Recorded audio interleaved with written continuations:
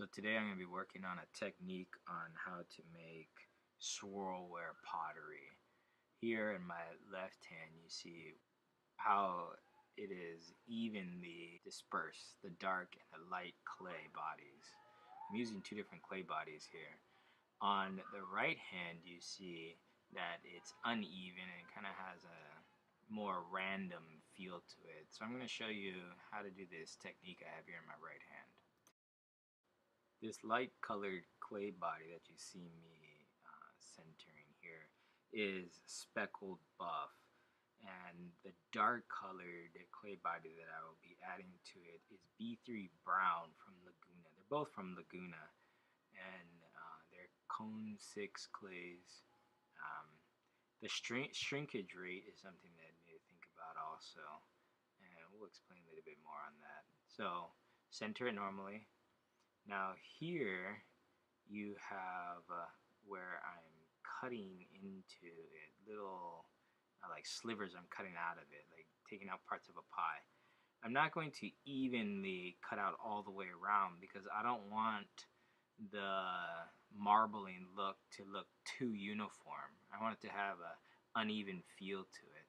So that's why I do that. So then I take the little wire tool and cut the B3 brown into little slivers and put it in, and then just make sure it's pretty even. I want to be careful I don't trap any air bubbles, or else I have problems with having to take them out later. So I do that. I'm only going to do it to like half of it, do about 4 slices here. Make sure they're in there, kind of compress it so the air bubbles don't get caught and then add troubles later. Seal it some more and then recenter it. After I recenter it, I'm going to pull it like normal.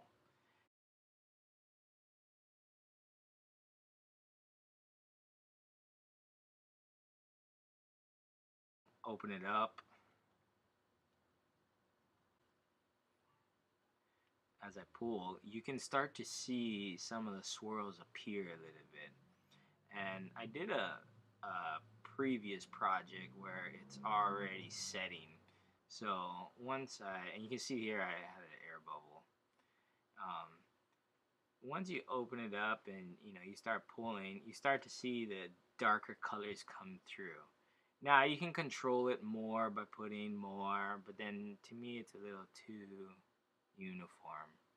And then as I scrape away with the rib tool, the colors really start to pop out.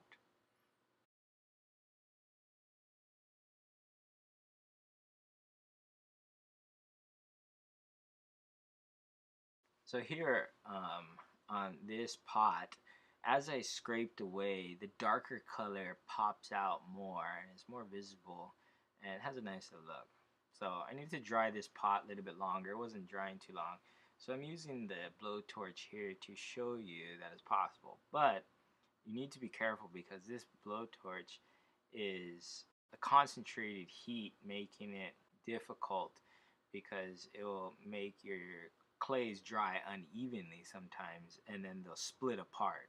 And that's why I use the blow dryer here. The blow dryer is dispersed air, not as hot, and it dries a little bit more evenly. So now I'm going to come in and trim off a little layer off the edges just to make those colors a little bit more sharp. Now you can leave it, blurred into each other.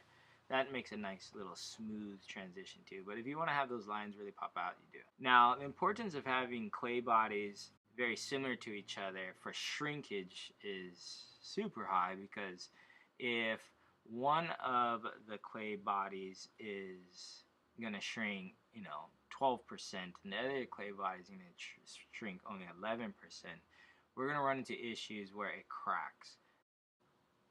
So I just wanted to show you how to use a variation of the marbling technique for throwing on the potter's wheel with 2 different clay bodies. So thanks for watching, and don't forget to hit that subscribe